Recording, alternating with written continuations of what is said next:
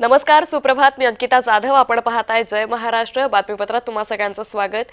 बातमीपत्राच्या सुरुवातीला जय महाराष्ट्रच्या सर्व प्रेक्षकांना राखी पौर्णिमेच्या हार्दिक शुभेच्छा. आज रक्षाबंधन सणाचा उत्साह आहे. आज बहिणीच्या रक्षणाचं वचन बंधुराया देणार आहे. त्यामुळे एकंदरीतच बहीण भावाच्या या नात्याचा सण आज देशभरात साजरा केला जातो. मोठा उत्साह या सणाच्या पार्श्वभूमीवर पाहायला मिळतोय, कारण आज बहिणी आपल्या लाडक्या भाऊरायाला राखी बांधत त्यांच्या रक्षणाचं वचन भाऊ देणार आहेत. त्यामुळे हा सणाच्या पार्श्वभूमीवर अगदी आठवडाभरापासूनच बाजारपेठा देखील सजल्याचं पाहायला मिळालं होतं. राखी वेगवेगळ्या या बाजारात दाखल झालेल्या होत्या. खरेदीसाठी महिलांनी मोठी गर्दी बाजारपेठांमध्ये केल्याचं पाहायला मिळालं होतं. आज खरं तर रक्षाबंधनाच्या पार्श्वभूमीवर वेगवेगळ्या पद्धतीनं ही राखी पौर्णिमा महाराष्ट्रभरात देखील साजरी केली जाते.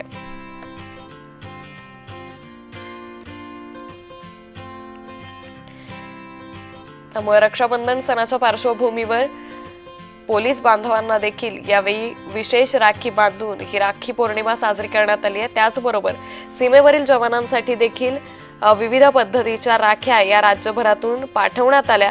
त्यामुळे एकंदरीतच आज राज्यभरात बहीण भावाचा हा सण मोठ्या उत्साहानं साजरा केला जातोय. आज बहिणी त्यांच्या माहेरी येऊन त्यांच्या भावाला राखी बांधून यावेळी भाऊ या बहिणींच्या रक्षणाचं वचन देखील या बहिणींना देणार आहे. त्यामुळे राखी खरेदीसाठी देखील यापूर्वी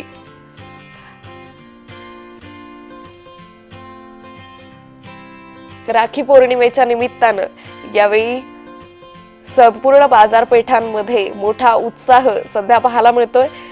तर आज बहिणीच्या रक्षणाचं वचन बंधुराया देणार आहे.